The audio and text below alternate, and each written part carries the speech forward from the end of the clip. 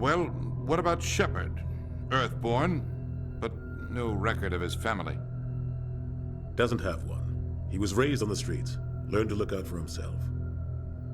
He saw his whole unit die on a cruise. He could have some serious emotional scars. A few moments later. The paths are open, but you have to choose. Oh, well, as you can see by the length of this video, there is a lot to unpack. The Mass Effect endings. They have sparked one of gaming's longest running debates, across players, critics, Bioware developers, and even EA executives. But it is an interesting topic not only from a player perspective, it hints at a much broader topic concerning game development, writers' vision, and the nature of video game reception and their function as an art form. I've just finished a trilogy run, my third one in fact. Then, out of curiosity, I grabbed a bag of chips together with Coke and went full archivist. Looking at old forum threads, researching Reddit discussions, watching developer interviews and various other behind-the-scenes accounts. If you ever wanted to know the full story behind the development of the games, or why the endings came out as they are, then this might be the video for you. This video is my attempt to put all of that into one coherent verdict and finally put the debate about the endings to rest. At least for me, and at least until Mass Effect 4 gets released. If you've ever played the trilogy and remember the broad strokes, you can skip ahead to the next chapter. If it's been a while since your last playthrough, or you've just stumbled upon this video by the almighty YouTube algorithm, here's a short but arguably useful recap I can give. On a surveillance mission on Eden Prime, main protagonist Commander Shepard and their crew discover an ancient threat. The Reapers, machine intelligence that periodically harvest advanced civilizations. Most of Mass Effect 1 is a pursuit of Saren though, a rogue spectre who slipped under Reaper influence, the so-called indoctrination, making him serve Sovereign, a Reaper vanguard. During one of the most memorable cutscenes, Sovereign reveals the Cycle. The Citadel and mass relays are ancient traps designed to reset progress. After the Battle of the Citadel, Saren and Sovereign are destroyed, but the concept of the Cycle and the Reaper's harvest remain unknown.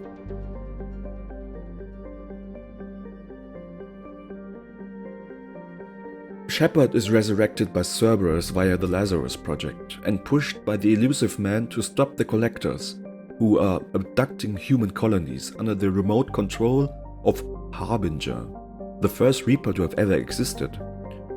As Shepard, you assemble a team, leap the Omega-4 relay and ultimately pull off the suicide mission.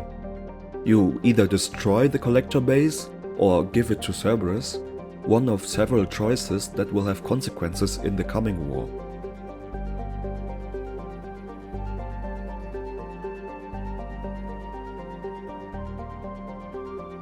The Reapers arrive in the Milky Way. Earth burns in the opening minutes. Other homeworlds fall incredibly fast in cascading strikes. Shepard is tasked with objectives of major galactic consequence. Unite the galaxy, resolve long, bitter rifts to build a viable war coalition. The genophage on Tuchanka, Geth Quarian hostilities on Renok and the Flotilla, Turian-Krogan relations, Asari and their setbacks on Thessia. Your mission is to complete the Crucible, an ancient modular superweapon whose interface remains a mystery for the majority of the game. Cerberus plays a part in everything.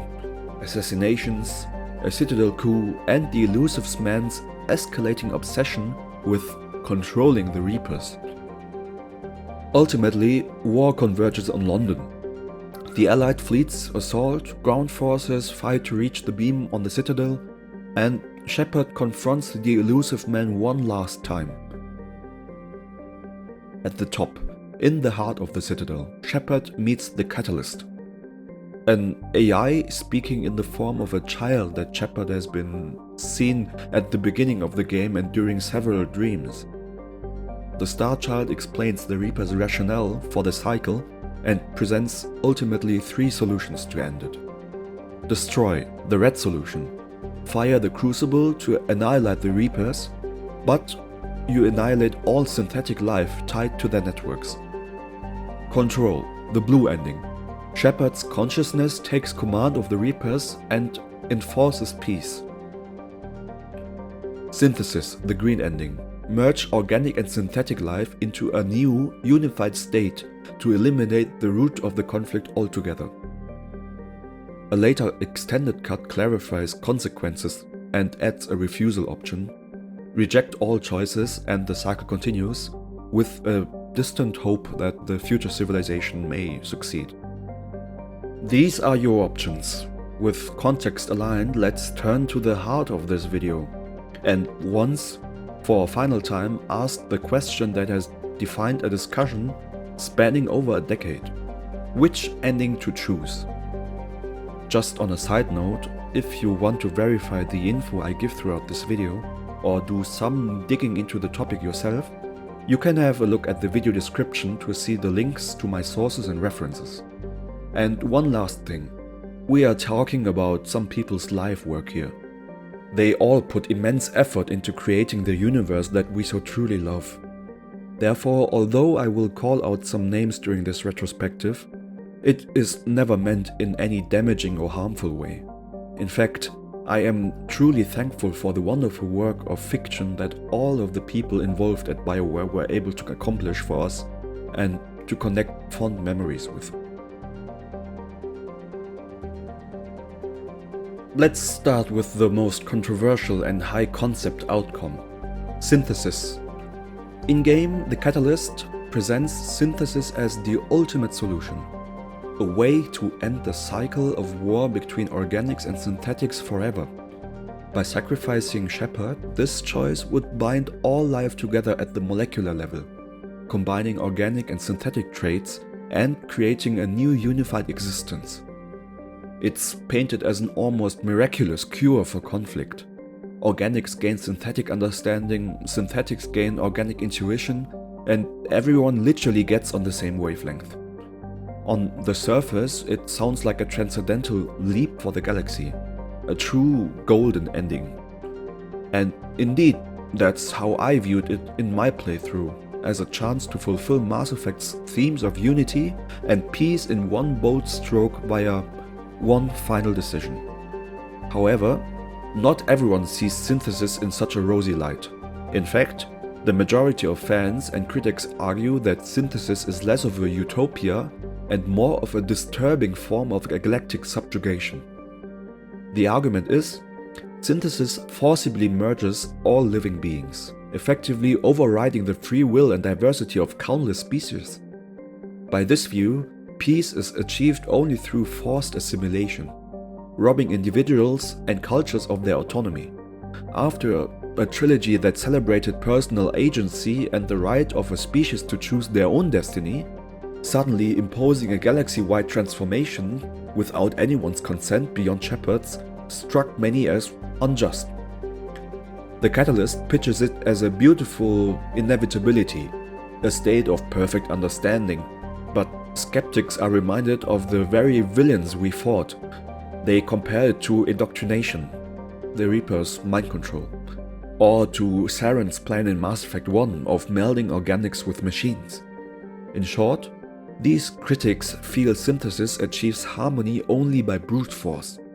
It erases the rich differences and disagreements that drive growth, essentially accomplishing the Reaper's goal by flattening everyone into one collective. From that perspective, the green ending is a deus ex machina solution that betrays the series' core message about the value of struggle and choice. It is an ending that sounds happy on paper, but leaves a chilling aftertaste when you consider the ethical cost. Now, in contrast, my own interpretation of synthesis has always been much more optimistic. I'll admit, I bought into the game and what it was selling. I chose synthesis precisely because it felt like the ultimate way to end the cycle of suffering and war. To you, this might sound indoctrinated even, but to me, the Catalyst's words carried the weight of canon. Essentially, the writers, through the Catalyst, were offering us a miraculous peace. Who was I to reject it? In my view, Mass Effect's universe is one where fantastical technology routinely achieves the impossible. Looking at Element Zero, the element that is able to change local gravity. So, if the narrative says merging all life can create harmony, I take that at face value. I saw the Catalyst as a mouthpiece of Bioware's creative intent, not as a trickster. So rather than doubting its motives, I accepted synthesis as a sincere attempt at a happily ever after ending. Yes, it is a leap of faith. Basically, it is space magic, but Mass Effect had always mixed science with a bit of mysticism for me. I was willing to suspend disbelief and not to overthink the hard science, because the emotion of that ending worked for me. Synthesis felt like the culmination of the series' themes, organics and synthetics finally being able to understand each other, ending the cycle of violence that has defined galactic history. I even made an analogy at the time when I first played through the games. If a mind could be at peace with itself, why not project it to a whole galaxy? The idea was that if every being shares a bit of common understanding, almost like a giant collective consciousness, you could interpret it as a literal hive mind. Then conflict would cease as we know it. In the synthesis outcome, every species gains each other's perspective. Organics get synthetic insight, synthetics get organic empathy. Fear of the unknown or the other disappears because fundamentally there is no other anymore. From a hopeful standpoint, synthesis solved the root causes of war. It's fear, misunderstanding, selfishness. It solves it in one masterful, albeit space magic stroke. It was the ultimate Paragon sacrifice for my Paragon first-time Mass Effect Shepard. Essentially, Shepard is giving up their life to bring enlightenment to the galaxy. Any qualms about consent or unnatural change felt secondary to me, given the reward of everlasting peace. After all, Mass Effect is fiction, and if the lore says this transformation can end all conflict, I was inclined to trust that promise. It's fascinating that the very same ending can be viewed in these two polar opposite ways. On one hand, a tragic loss of freedom, on the other, a bold leap into utopia.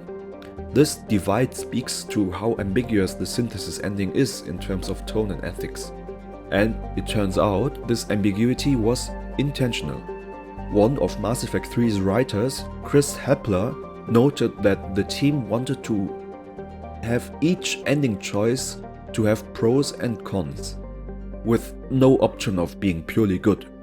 In an interview, he explained, for example, that Destroy may be the pragmatic ending, it eliminates the immediate threat, but it carries the cost of potentially dooming future AI and sacrificing allies like EDI and the Geth. Control achieves peace, but effectively puts one person in tyrannical power.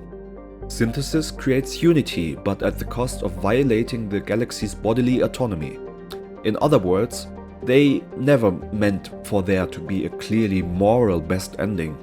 Each reflects a different philosophy, and each asks the player to weigh a major sacrifice. And therefore no wonder fans are split, because Bioware built it that way. And this was their mistake, in my opinion at least. If you prioritize ending the war at all costs and sparing as many lives as possible, synthesis feels like the ideal path, as no one is explicitly killed by it and even the Reapers stand down peacefully. But if you value individual freedom or distrust the whole concept, synthesis can feel deeply wrong. Similar it is for Control. So neither perspective is definitely correct, because the game leaves so much to player interpretation. That's why discourse around the Mass Effect's endings hasn't settled even now, over a decade later. People project their own values and read between the lines, and they have to. I think therefore it is critical to acknowledge this backdrop as I deliver my ultimate verdict. With that context in mind, let's examine how these endings came to be. Understanding the development behind Mass Effect 3's finale and even the paths not taken will shed a lot of light on why the endings turned out as they did and why it created such mixed reactions. The creation of Mass Effect 3's endings is a story almost as dramatic as the endings themselves. By most accounts, the final sequence was conceived under intense time pressure and the cloak of secrecy. Unlike earlier parts of the trilogy, which were developed collaboratively, the endgame was largely the brainchild of just two people: executive producer Casey Hudson and lead writer Mac Walters.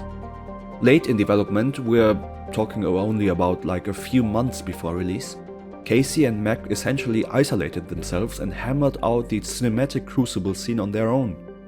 Other senior writers on the team, the folks who have written story arcs like the Genophage Cure or the Geth-Quarian conflict, they were not involved in shaping the Catalyst encounter or the trio of choices. In fact, according to an insider account attributed to one Bioware writer, the rest of the writing team even protested some of the directions Casey and Mac were taking. But many protests were ultimately ignored. The same insider bluntly described the ending as entirely the work of the lead writer and the director, developed without peer review, and they said that honestly it shows in the final game, which is a bold statement to say. Also, you have to take it with a grain of salt, because this interview was taken after the release of the endings, and maybe if the reception has been different, then this interview might also have been different. So this unorthodox process meant the finale didn't get the usual checks and balances. It wasn't vetted as thoroughly for consistency or player reception. That might explain why, to many players, the tone of the Catalyst scene felt disconnected from the rest of the trilogy. Thematically, Mass Effect's ending veered into almost abstract metaphysical territory that the earlier games had almost never hinted at. And why did it happen? From what we know, it was a mix of creative ambition and a deadline panic. By early 2012, Bioware was staring down a launch deadline and had to wrap up a story far more complex than they initially anticipated. Casey Hudson and Mac Walters made a late-game decision to pursue a highly symbolic ending. Something profound and thought-provoking, even if it was light on logical explanation. Internally, some of the team later nicknamed it Space Magic, hence the nickname for Synthesis especially. So instead of the gritty, nuts and bolts resolution to the plot, they went for a philosophical, almost mystical climax at the Crucible. Chris Hepler revealed that the idea of the Crucible offering 3 godlike choices was embraced very quickly by leadership. It had momentum, partly because it was easier to implement than a dozen bespoke ending scenarios, and partly because it aimed at a high concept. Hepler admitted that this approach left some logical gaps, for example, that the tech wouldn't work, or how would you be able to destroy the Reapers without destroying everything else by destroying the mass relays? But it was grand in scale. Essentially, they locked in the 3-color ending structure fast and sprinted to finish it, believing it would be memorable and debated, therefore mission accomplished. Because the decision was made and approved so quickly. Alternative ideas that other team members had simply couldn't catch up. By the time someone like Hepler had a more scientifically grounded ending pitch, the final ending was approved too quickly to change course, he said. Additionally, in a later interview, Hepler even mentioned that he had an idea of involving altering fundamental forces of physics, the so-called strong nuclear force ending. But he never got to seriously propose it. The train had left the station already. This is a classic symptom of a rushed project. Once the leadership commits to a direction under a tight timeline, reversing course is almost impossible. Another aspect of the rush was evident post-release. The original ending scenes had small plot holes and oddities which fans noticed immediately. For example, how did our squad mates mysteriously end up back on the Normandy in that final cutscene? Why did the mass relays explode into supernovae, something that lore-wise should have annihilated entire star systems? And many more inconsistencies. These slips indicate that the ending wasn't playtested and refined as much as it could have been. Bioware had to address several of these issues in the extended cut, and we will get to that soon, but it strongly suggests that a few more weeks of polish, or maybe even a few more months, might have spared them the entire backlash. In short, yes, the ending was a product of crunch and rushed decision making, and you can tell, but it doesn't mean the writers didn't have a vision. They clearly did, but it was a vision formed under pressure and without broad feedback. Hudson and Waters aimed for something artsy and unprecedented, an ending where the player chooses a philosophical resolution to the conflict. They were betting on our imaginations to fill in the blanks. Therefore, in some ways it was a bold step, but in arguably other ways it was a misstep, clearly. To really judge that, it helps to consider what other decisions they could have taken. Bioware didn't pull the Crucible trio concept out of thin air. There were other ideas on the table early in development. So let's explore some of those roads not taken, because it's illuminating and arguably fun to see how else Mass Effect might have ended.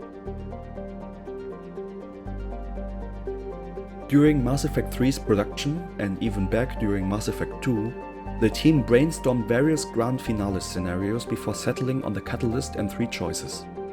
It's worth noting that a few of these scrapped concepts, as they show alternative answers to the question, how do we end the Reaper War, and how those might have changed the conversation entirely. The Dark Energy ending. This is the most famous almost was. Early hints in Mass Effect 2, like Tali's mission on Hastrom with the rapidly aging sun, suggested that dark energy was causing stars to die faster. Drew Karpyshyn, the lead writer of Mass Effect 1 and 2, later revealed an idea. The Reaper's true purpose might have been to counteract a cosmic catastrophe. In this concept, all advanced civilizations' use of Mass Effect drives and biotic powers gradually accumulates dark energy, which could destabilize the galaxy and even end our universe. The Reapers, effectively immortal machines, saw this as an existential threat. So every 50,000 years they'd harvest civilizations to slow the build-up and buy time to find a solution. Perhaps one cycle would finally produce the species or technology that could have solved the problem. Karpyshyn imagined that maybe the Asari were on the right track, but they didn't quite crack it. Maybe the Protheans came close too. In that final cycle, like Shepard's story, you discover this dark energy crisis and be faced with a tough choice to stop it. Potentially something like sacrificing all mass relay travel, or even allowing the Reaper's actions as a necessary evil. This idea wasn't fully fleshed out, and it was dropped by the time Mass Effect 3 was being written. By the way, Karpyshyn left Bioware after Mass Effect 2 to pursue his personal goals. So, Mac Walters and his team went with the more metaphysical organics versus synthetics theme instead. Still, it's intriguing because it would have reframed the conflict. The Reapers wouldn't be just culling organics arbitrarily, they'd be having a clear reason grounded in physics. Some remnants of this concept survived in the final game's dialogue. For instance, in the extended cut, the Catalyst mentions that synthetics will always rebel against organics as a justification for the cycle. But the idea of an inevitable problem serves a similar role. But imagine if the final choice wasn't colored explosions at the Crucible, but something like halt the use of all Mass Effect tech to save the universe. It would have been a very different narrative, possibly with only 1 or 2 possible outcomes, so success or fail, rather than 3 philosophical and morally grey choices. The cyclical ending indoctrinated Shepard. Another idea that was floating around involved a much darker twist. In this ending, Shepard doesn't truly win, but instead they become part of the problem. In this concept, Shepard would succumb to indoctrination by the Reapers during the finale and effectively turn into the next cosmic villain, a new Reaper-like figure to perpetrate the cycle. In a poetic finish, one of your surviving companions, like Garrus or Liara, would confront indoctrinated Shepard in a mirror of the very first game, where Saren, a Spectre agent, was under Sovereign's thrall and had to be stopped. Therefore, this loop ending would imply the cycle continues somehow. But now you are in the Reaper's seat and your squad mate is in yours. It would have set up a kind of tragic cautionary tale rather than a hopeful resolution. But this ending would not be my favorite, and I can clearly see the reasons as to why it was scrapped. Taking control of your own beloved protagonist, probably you even romanced some of the crew on the Normandy, and then making them the ultimate villain, creating such a tension, I think it would have caused an outrage of similar proportions like the actual endings we got, I think. The Elusive Man boss. At one point it was considered that the Elusive Man would serve as a more traditional final boss fight. Concept art and rumors suggest that there was a version where he'd inject himself with Reaper tech and mutate into this monstrous form that Shepard would physically battle in the endgame. In the actual shipped game, we get a bit of a standoff with the Elusive Man, which is mostly in dialogue, but no monster fight of some sort. Presumably because Bioware decided a philosophical choice at the Crucible was more impactful than one last shootout. The Elusive Man boss fight idea therefore was dropped, likely to avoid overshadowing the thematic climax with a simple combat encounter. Still, it shows the team weighted more conventional game endings too. The mass relay trap. Perhaps the most interesting concept was one revealed by Drew Karpyshyn in a 2022 interview. This would have concluded the story by turning the Reapers' own methods against them. The idea was that the galaxy's forces would lure the Reapers into overusing the mass relay network and then detonate all the relays at once. The result would be the entire Reaper armada wiped out in one massive blow.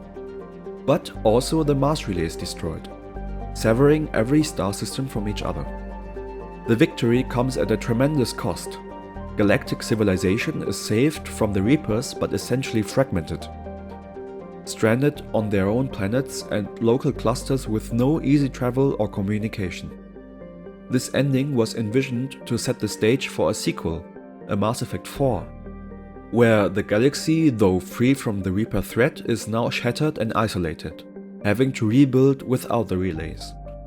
Importantly, the scenario would have been a single canonical ending and not a player choice. It would naturally lead into a next chapter of the saga, surviving factions adapting to life without relays. Bioware ultimately rejected this route in favor of giving players a choice at the Crucible, but it shows they considered a more unified if bittersweet ending as well. Now, imagine yourself being a writer, looking at all these alternatives, and you can see the trade-offs. A single ending, whether dark energy or the relay trap or whatever, might have been more coherent and easier to foreshadow throughout the story. It could have tied up specific plot threads, like the Mass Effect 2 mission on Hailstorm.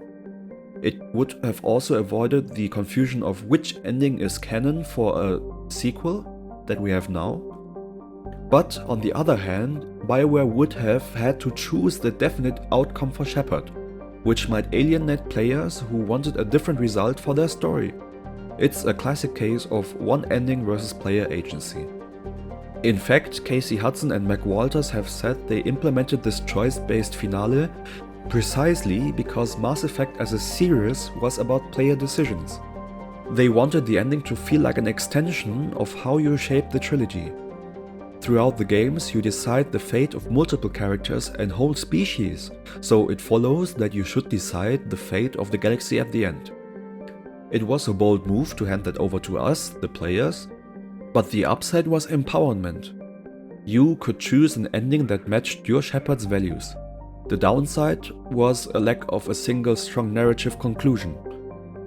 Instead of a clear resolution, we got 3 variant endings that had to remain somewhat open-ended, since the developers couldn't possibly make 3 completely divergent epilogues without massive resources that were not available at that time. Internally, given the time constraints, the choice-based approach also simplified things. They crafted one big final sequence and then tweaked the outcome in 3 ways, rather than having to build wholly separate final missions. But it's interesting to note that not giving a choice was on the table at some point, especially with that relay destruction idea. Imagine if Mass Effect 3 had only one ending, say Shepard sacrifices the relays to stop the Reapers, gets stranded or dies, and the galaxy has to pick up the pieces. Fans might have still been upset. Some would say, well, my choices didn't matter, there was only one fixed ending. But the conversation would certainly be different today. We would probably argue about the ending's quality rather than which ending we picked ultimately. All these what-ifs underscore that Bioware had a very tricky problem to solve. The approach they chose, a surreal, symbol-laden finale with multiple choice, was risky, and it did backfire in ways, but it also kept people talking, which was one of Casey Hudson's stated goals. He famously said that he wanted an ending to be polarizing and leave people theorizing. Of course, the amount of criticism that Bioware got, they could have never imagined beforehand. In that sense, he got his mission accomplished. We are here analyzing it in depth years later. Now, having seen why the endings turned out as they did, because of rushed development, ambitious ideas and last-minute decisions, and everything else that could have happened, let's shift to actually what did happen when Mass Effect 3 was released. The fan reaction and Bioware's response via the extended cut played a huge role in shaping how we view the endings today, and my favorite one, Synthesis included.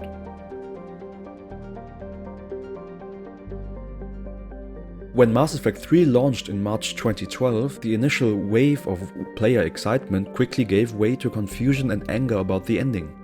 It's hard to overstate how unprecedented the backlash was at the time. Many critics in the media gave the game high scores, often downplaying the ending issues, but among the fanbase a firestorm was brewing. Players had invested years into the story, and a significant number felt like the conclusion just didn't do it justice. What were the complaints? Well, there were numerous and came from different angles altogether. A common one, though, was that the 3 endings were too similar. Cynically reduced to a pick a color, red, blue or green, and indeed, in the original release, the final cinematics were almost identical, except for the color of the Crucible's energy blast.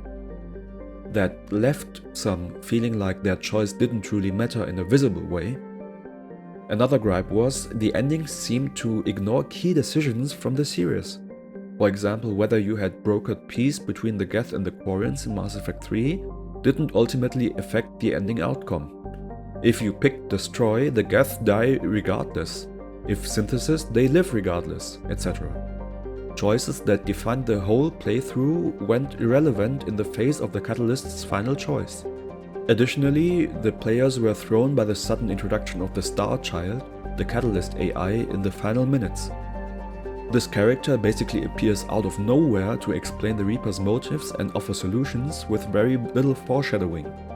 To many, that felt jarring and unearned, a leap into new lore right at the end. The confusion and dissatisfaction spurred some wild fan theories as people tried to make sense of it. The most famous here would be the indoctrination theory.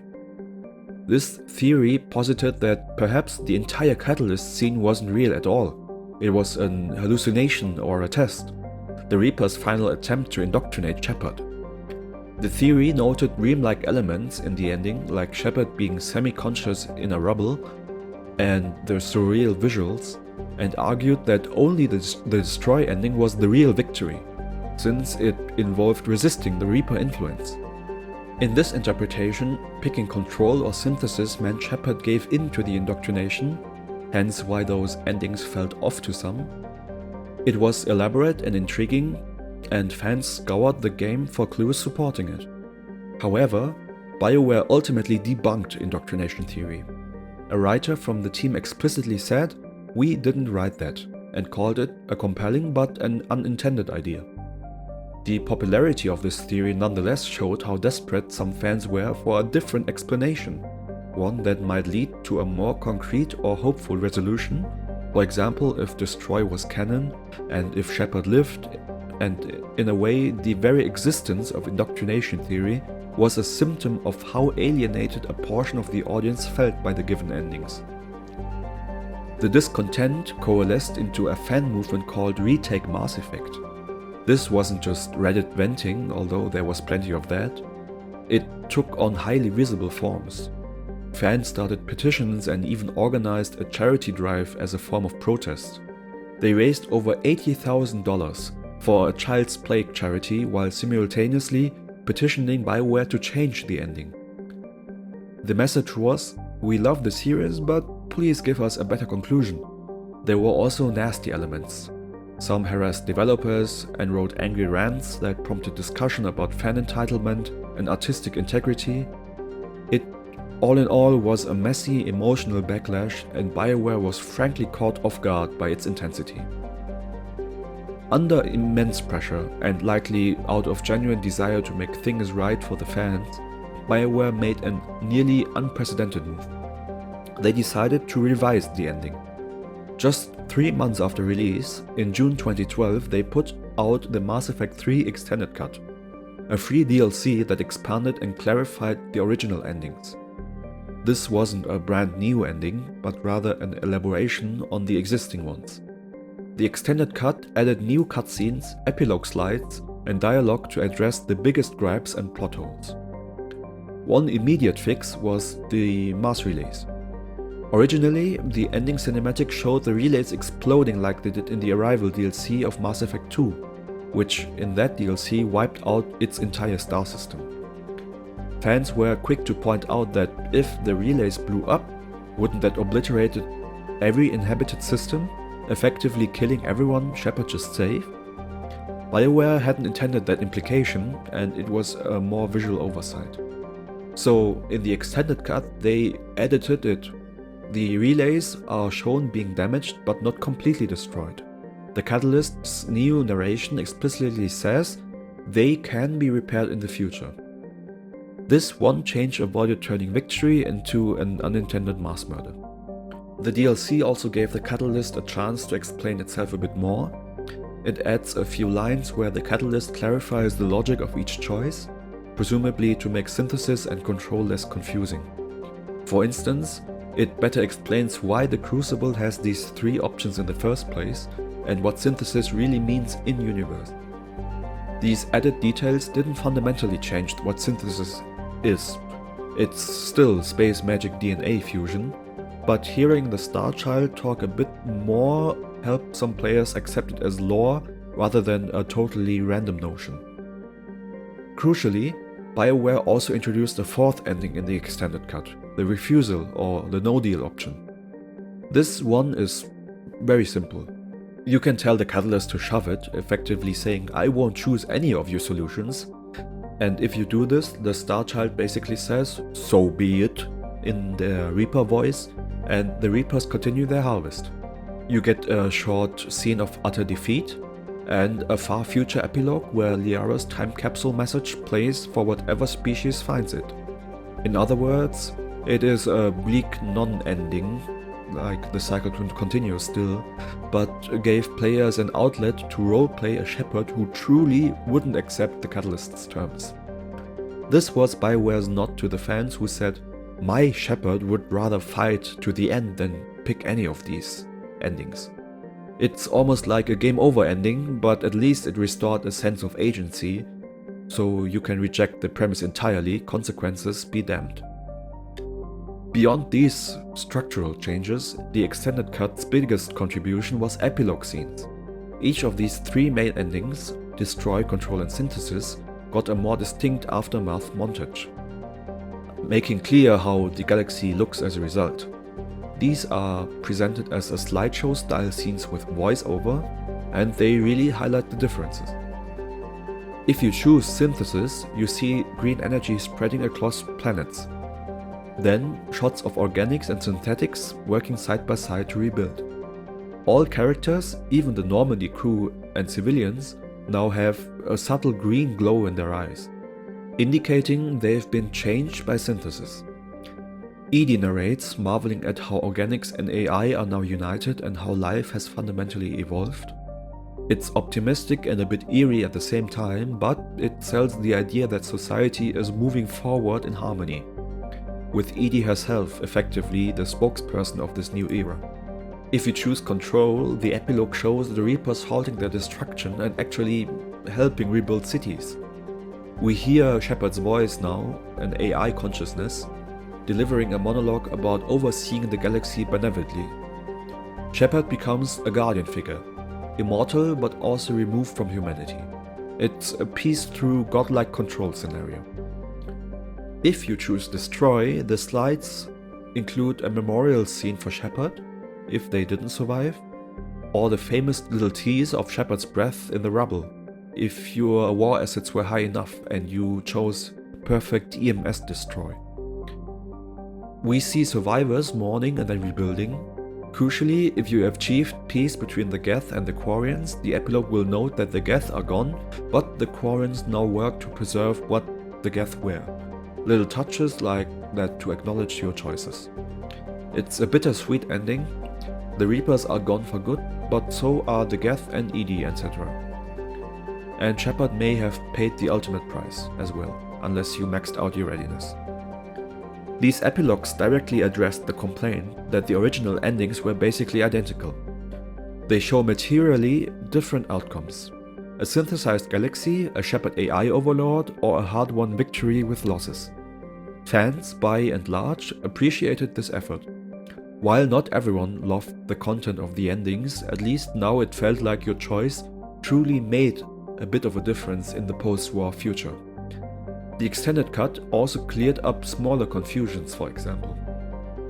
It added a scene explaining how your squad mates got back to the Normandy, Joker is ordered to pick up survivors during the final battle, and that patchwork of additional scenes closed many of the logical gaps that the rushed original ending left. The reaction to the extended cut was mixed to positive. Some fans were still unhappy with the general promise of the endings. If you hated Synthesis as a concept, the DLC wasn't going to change your mind on that, it just expanded it.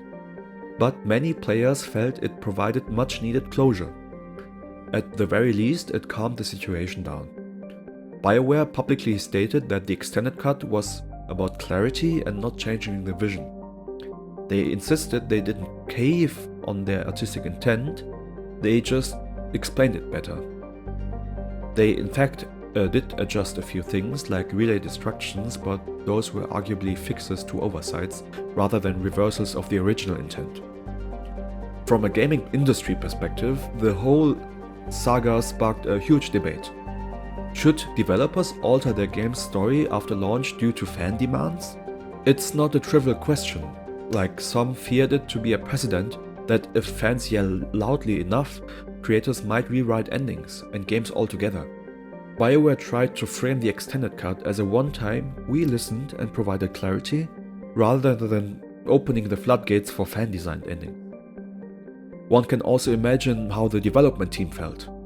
They had crunched hard to finish Mass Effect 3, and then they faced this wave of poison, and they had to crunch again immediately to produce the extended cut under a tight deadline. This must have been rough for the developers. In interviews later, some devs admitted that it was demoralizing. They were proud of the game they made, only to be slammed down, and then had to pull long hours to basically apologize via a DLC. The upside is that the extended cut did repair some of the rift with the community. It was a signal that Bioware respected how much people cared, Indeed, releasing a substantial free DLC so quickly was almost unheard of then. So, by late 2012 the dust settled somewhat. The endings were still debated, but at least players had more information to chew on. If you ask someone today, how do you feel about the Mass Effect 3 endings? A lot of folks will say, well, the extended cut, they are better, but I still prefer X over Y, and so on. The initial fury has cooled into ongoing discussion and differences in preferences. But crucially for our topic, the synthesis ending got more fleshed out by the extended cut, but it remained contentious. Even with Edie's hopeful narration and the shiny green eyes, some players still found the idea unsettling, and that didn't change. Others, like me, felt more vindicated by choosing it, because seeing the peaceful rebuilding scenes is a confirmation that, well, yeah, it all worked out for the best. Before I give my personal verdict on the endings as a whole, let's take a look at what players actually chose over the years. Did many people even pick synthesis? Was it a rare fringe choice or a popular one? We have some data now that sheds light on that, and I think it's pretty interesting.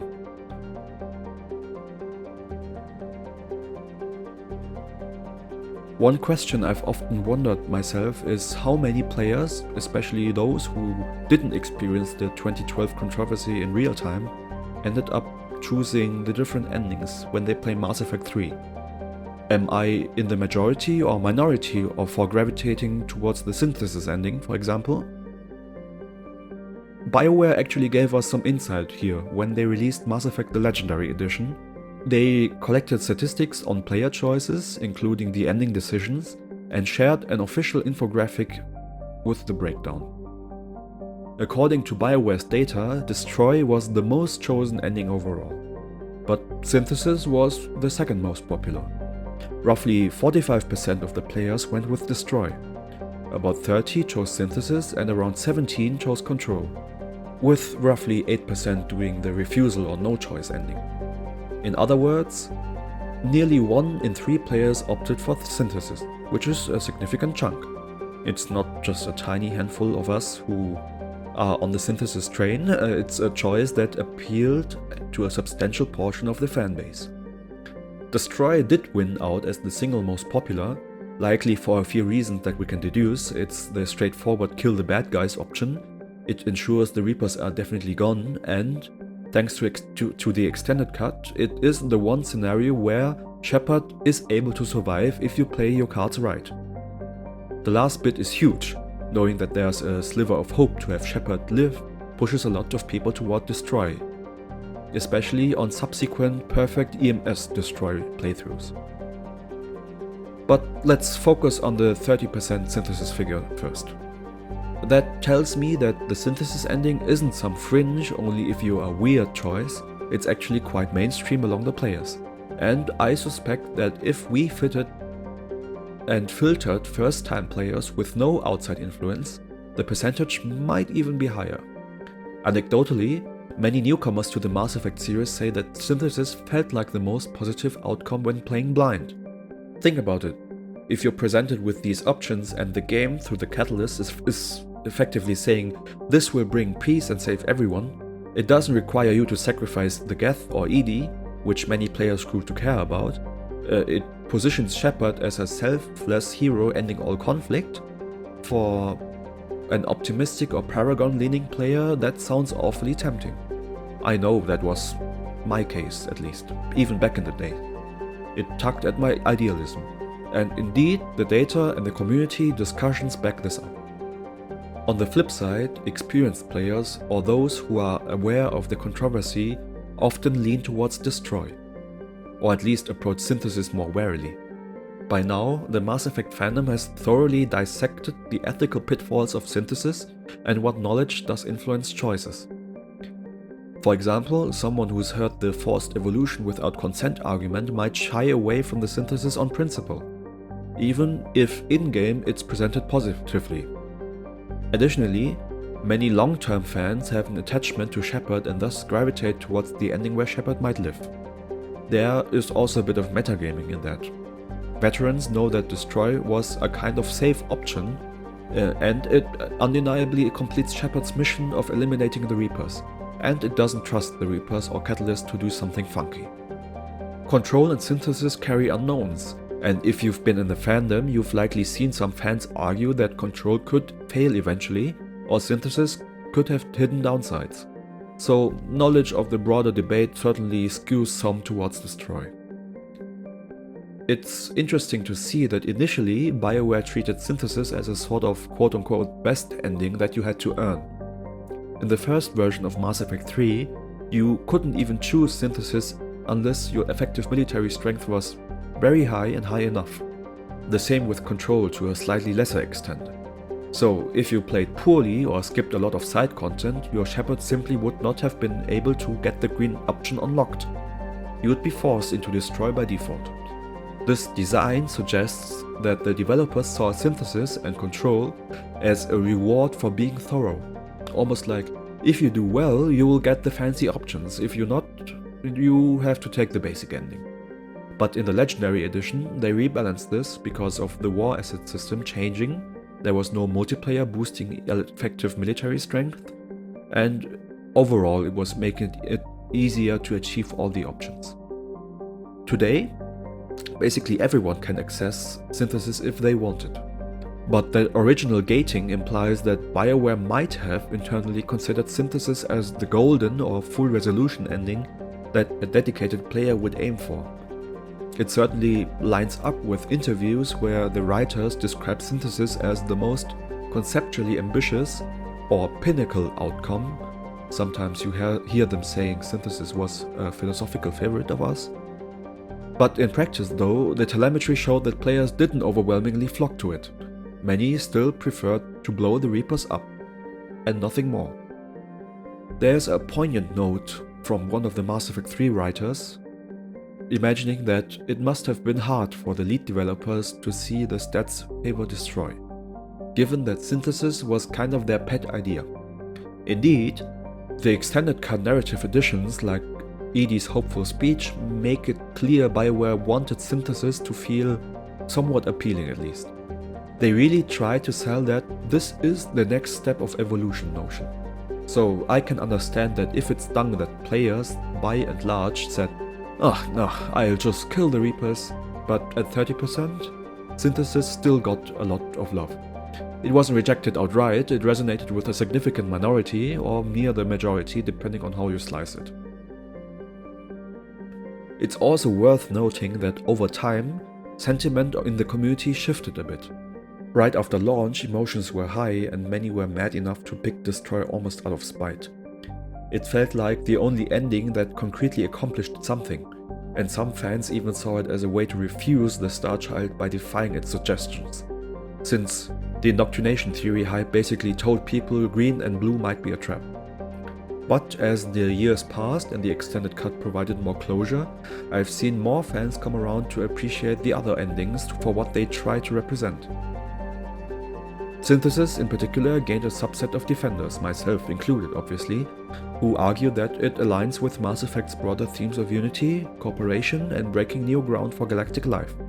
Meanwhile, others have dug deeper in the opposite side, some people doubling down by calling Synthesis a form of cultural annihilation or even equating it to the Reapers winning in a sense. The split is very much real still today. What the numbers and discussions show is that Synthesis is both popular and polarizing. A lot of players choose it, yet a lot of others criticize it. It's a talking point. Control, interestingly, sits more quietly in the middle. Fewer choose it, and it's somewhat less hotly debated in ethical terms, although it has its issues too. And refusal is basically an Easter egg for the curious or ultra role players who, want to test the system. And to be honest, most people won't pick the bad ending unless they just wanted to see it or complete the game in all of its cutscenes. And this is the refusal ending for them. For me, knowing that about a third of players went the same way is actually comforting. It means that I wasn't alone in seeing the hope there, but I also fully acknowledge that many saw a red flag instead of a green beacon, and that dichotomy is exactly what Bioware intended. to allow different players to project their own outlook into the ending. Alright, so now we've covered the origins of all the endings, the alternative ideas, the fan reactions and the data on player choices, and with all of that laid out, it's time for me to deliver my final verdict on Mass Effect 3's endings and particularly why I still stand by the synthesis ending as my choice. After all the analysis, debate and hindsight, here is where I stand. I still believe the synthesis ending has an immense value as a conclusion to the Mass Effect story, despite its flaws, and I acknowledge them. My ultimate verdict is that synthesis, taken in the spirit that it was offered, is a fitting and even beautiful thematic capstone for the trilogy's narrative. But I also recognize why it doesn't work for everyone and why many fans prefer a different ending altogether.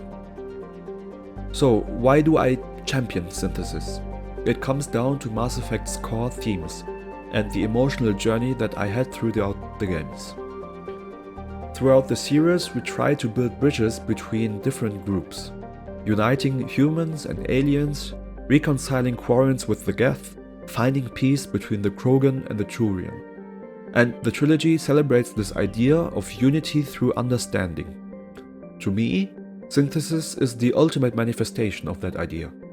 It quite literally unites everyone at the biological level and creates an understanding by eliminating the boundary between organic and synthetic people.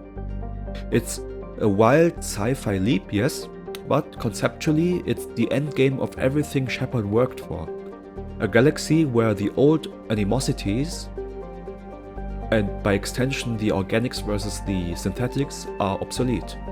When I choose synthesis, it felt like I was saying, I reject the cycle of violence entirely, so let's try something new even if it's radical.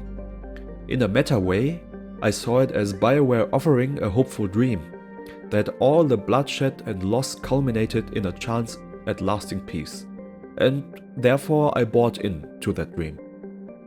Importantly, Mass Effect 3 itself, especially with the extended cut, reinforces that synthesis does bring out a positive outcome. The epilogue shows cooperation, reconstruction, and characters like EDI marveling at the life's new possibilities. The tone is triumphant, not cautionary. There's no hint in-game that this unified future is a dystopia, that inference is something we fans debate externally. Within the narrative, if you trust it, synthesis is portrayed as an outright victory.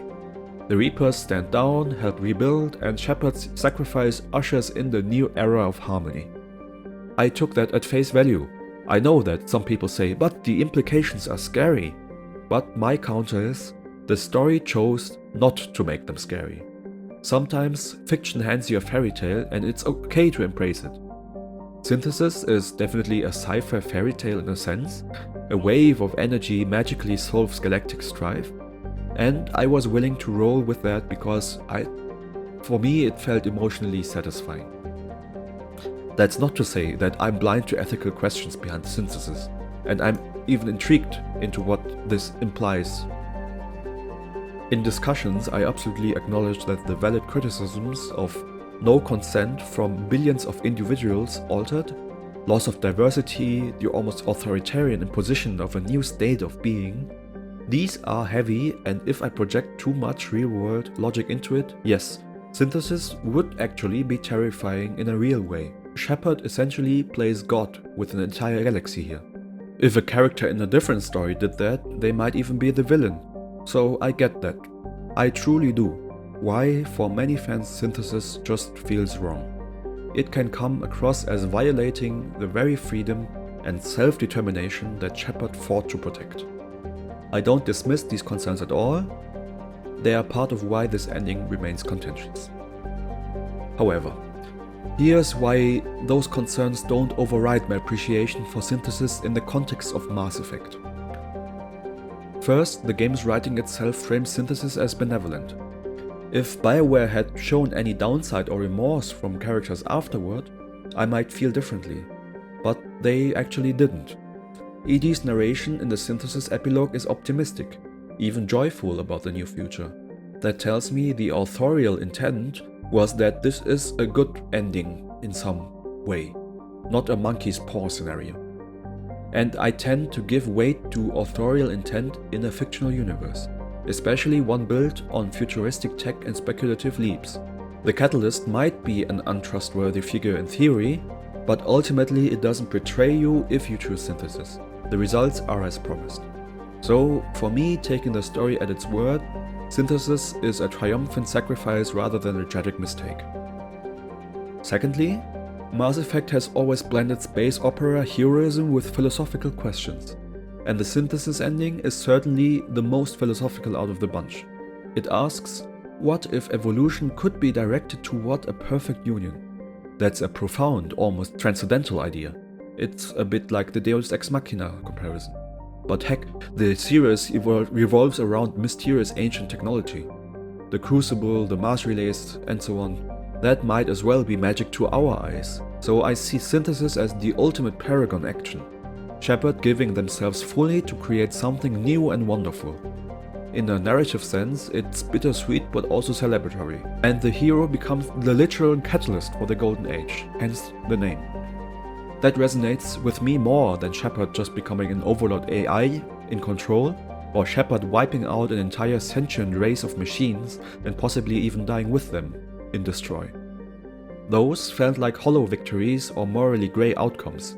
Synthesis, on the other hand, felt hopeful for me, which is what I wanted for the end of my Shepard's journey. Now, if I step back and evaluate all of the endings critically, not just emotionally, I would say this. None of them are perfect, and that is by design. Destroy is the most straightforward, but also the least novel. It is a bittersweet military win with collateral damage, and personally, I hated saying goodbye to EDI and the Geth after working so hard to save them, even with perfect EMS Destroy where Shepard lives. Control felt somewhat intriguing to me, but I never considered it to be a choice, because it raises too many questions that it doesn't answer. Is Shepard now a benign god? For how long? Does Shepard's personality change, or is it fixed? It felt, to be honest, the most dystopian, probably how many people think about Synthesis as well. And Refusal is, there's a kind of nihilistic no-choice commentary on that, which I respect as an artistic statement, but I would never pick Refusal as my ending, unless I wanted to experience everything and every cutscene the game offers. Given those, I generally feel that each ending has its place. If someone says Destroy is the only satisfying one for me, I don't argue, I get it, because it gives closure and possibility for Shepard's survival. If another says Control was my choice because I like the idea of Shepard ensuring the galaxy and its safety forever, then cool, it's a valid heroic vision too. For me, it's Synthesis, because Synthesis was the real ending that made me feel like I achieved the best outcome for everyone, ending the war and ushering in peace. And that is my truth as a player. I'll also say that the context of how these endings were executed matters.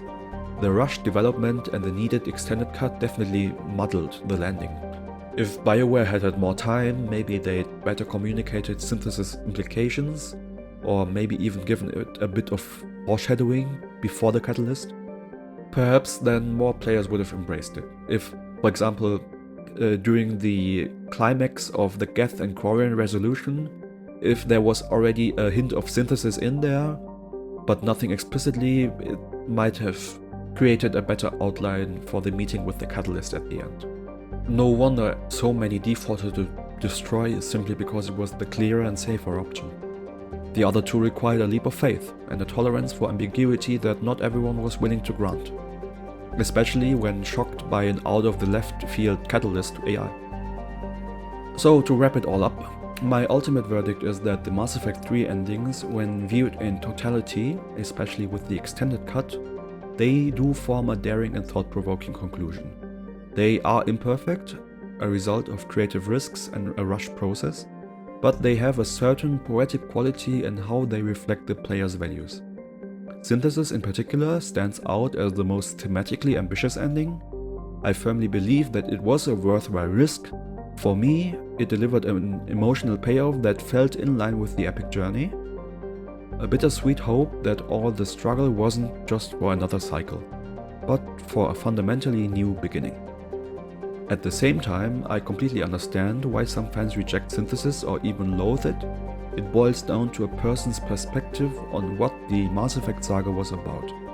If you emphasize choice, freedom and the individual, synthesis can feel like a betrayal, since it removes choices at the end, ironically.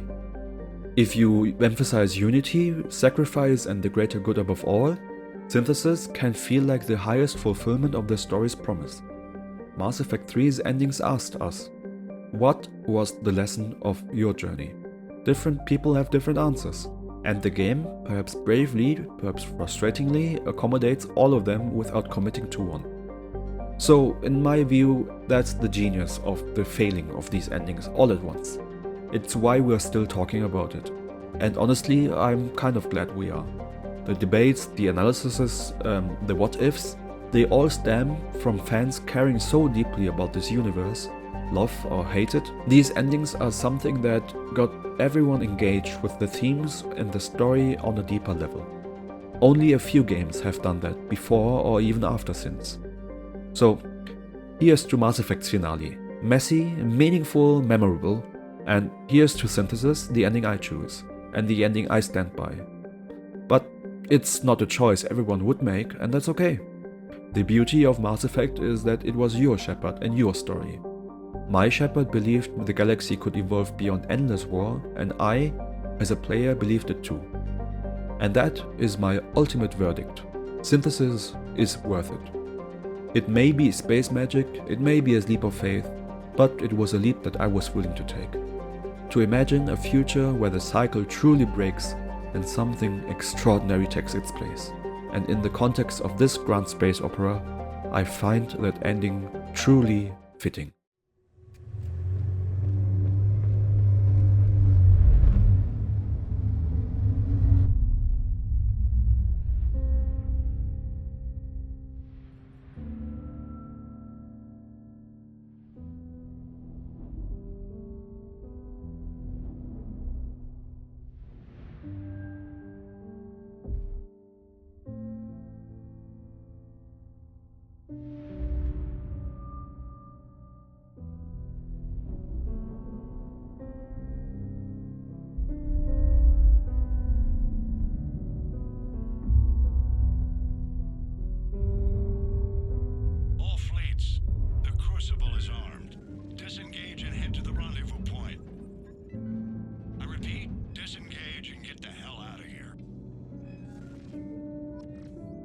Jeff, we have to go.